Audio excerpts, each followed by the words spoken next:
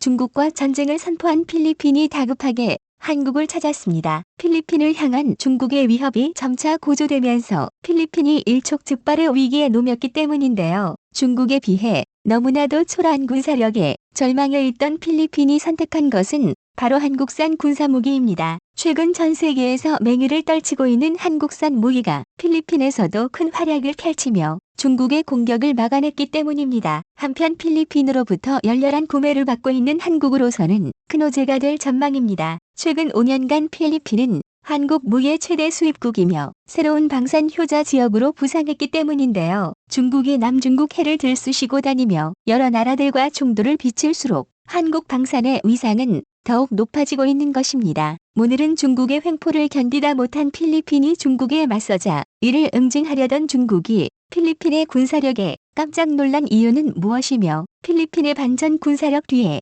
한국산 무기 체계가 숨어 있었다는 충격적인 사실에 대해 알아보겠습니다. 필리핀과 중국이 결국 돌아올 수 없는 강을 건넜습니다. 그동안 남중국해 수역의 90%가 자기 영해라고 주장하며 이번에는 필리핀과 격돌한 것인데요. 이처럼 두 나라가 팽팽하게 맞서며 갈등 수위가 높아지자 세계의 이목이 집중되고 있습니다. 줄곧 친중 행보를 보였던 필리핀이 돌변하자 그 배경에 관심이 쏠리고 있는 것인데요. 2016년 집권 이래 중국의 한결같은 사람을 보였던 로드리고 두테르테 필리핀 대통령과 시진핑 중국 국가주석이 파경을 맞은 것은 남중국 해에서 벌어진 하나의 사건 때문입니다. 지난 11월 18일 로이터 통신은 테오도로 룩신 필리핀 외교장관의 성명 내용을 보도했는데요. 이에 대해 중국은 지지 많고 즉각 반격에 나섰는데요. 중국 외교부 자오리젠 대변인은 항의한 것입니다. 그러면서 필리핀 군용선에 물대포를 쓴 것은 주권을 지키기 위한 정당한 공무집행이었음을 주장했습니다. 그런데 문제는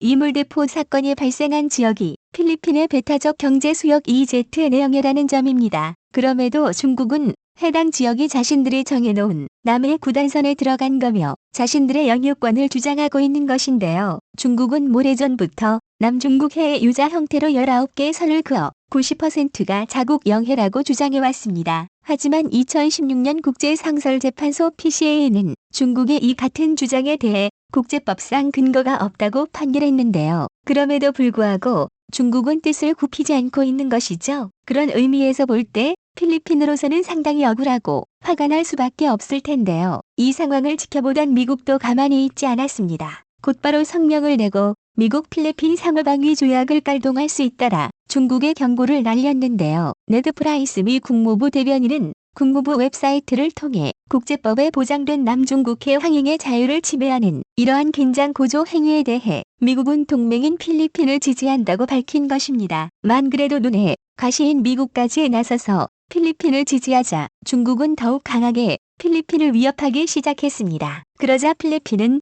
당장 발등에 불이 떨어지고 말았는데요. 사고는 쳤지만 감당할 수 있는 능력이 되지 않았던 필리핀은 중국의 마음만 먹으면 몇 시간 만에라도 필리핀 전역을 불바다로 만들 수 있음을 알고 있었기 때문입니다. 이처럼 절망해 있는 필리핀 앞에 한 줄기 희망의 빛이 나타났습니다. 바로 한국인데요. 한국이 6.25 전쟁 참전국인 필리핀과의 방산협력 차원에서 퇴역한 무기를 무상 공유한다고 전하자 필리핀은 기적이라도 만난 듯 환호했습니다. 잠시도 지체할 수 없었던 필리핀은 곧바로 군 관계자들로 구성된 대표단을 꾸려 한국을 방문했는데요. 한국 정부로부터 전달받을 K-136A1 구룡 다면장 로켓포와 포항급 초계함을 한시라도 빨리 두 눈으로 확인해야 했기 때문입니다. 구룡 다면장 로켓은 로켓탄 36발을 동시에 장전, 발사할 수 있는 로켓포로서 한국은 필리핀에 구룡 다면장 로켓포 4개 포대 약 23원을 공유한다고 밝혔습니다. 이어서 대표단은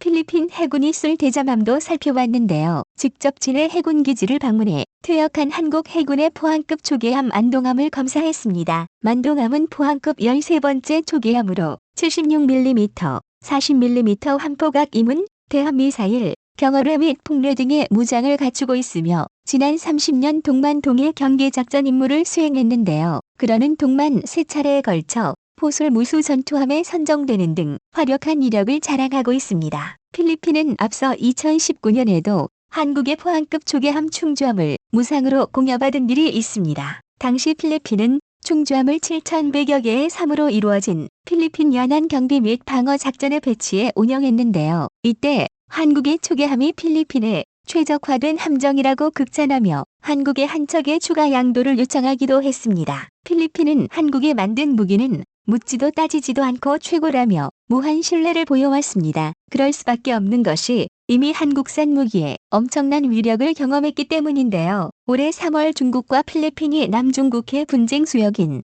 휘트선 맘초에서 맞붙었을 당시 필리핀은 중국의 굴욕을 선사하며 짜릿한 승리를 맛봤습니다. 그리고 그 뒤엔 한국산 무기의 놀라운 활약이 있었는데요. 두 나라의 결전지였던 휘트선 암초는 필리핀과 중국, 베트남이 각각 영유권을 주장하며 다투고 있는 지역입니다. 지리적으로 보면 필리핀의 배타적 경제 수역에 포함될 그런데 이 휘트선 암초에 2월부터 중국 어선 250여 척이 몰려와 정박하는 일이 발생했습니다. 이들 중국 어선은 조업을 위해 해역을 찾은 필리핀 어선은 물론 필리핀 해양경찰의 단속도 물리치며 막무가내식으로 이곳을 점령했는데요. 이것이 바로 중국이 다른 남중국해 분쟁 수역을 차지할 때 쓰는 회색지대 전술입니다. 해군 및 해양경찰 같은 공권력 대신 국제법상 완전한 민간인을 내세워 해역을 점유하는 방식인데요. 중국 당국은 휘트선 암초에 있는 어선이 순수 민간 어선이라고 주장하지만 미국 외교 전문지 포린 폴리시는 특집 기사를 통해 휘트선 맘초에 몰려든 중국 어선이 중국 해군의 통제를 따르며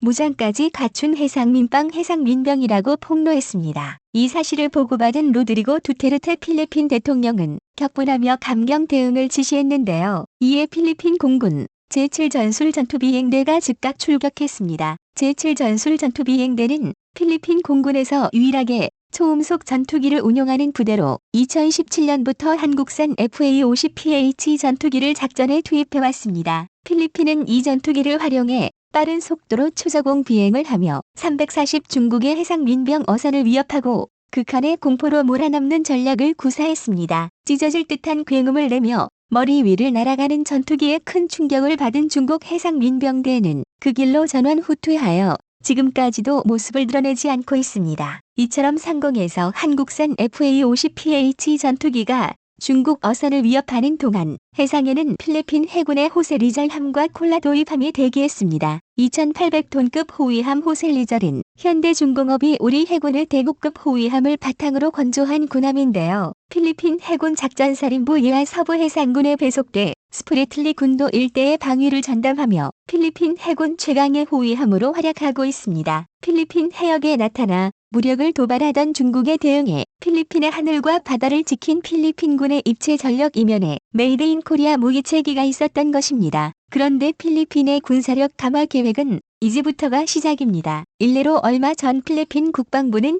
한국의 대우조선해양이 자체 개발한 배수량 1,400톤급 잠수함의 도입을 검토 중이라는 소식을 밝히기도 했는데요. 실제로 2010년부터 10년간 필리핀의 무기 수입 규모는 약 10억 3천만 달러인데 최근 5년간의 규모를 봤을 때 한국이 전체 수입의 31.5%를 차지하며 필리핀의 가장 큰 무기 수입국으로 올라섰습니다. 필리핀으로 수출된 우리 무기가 중국의 야욕을 꺾고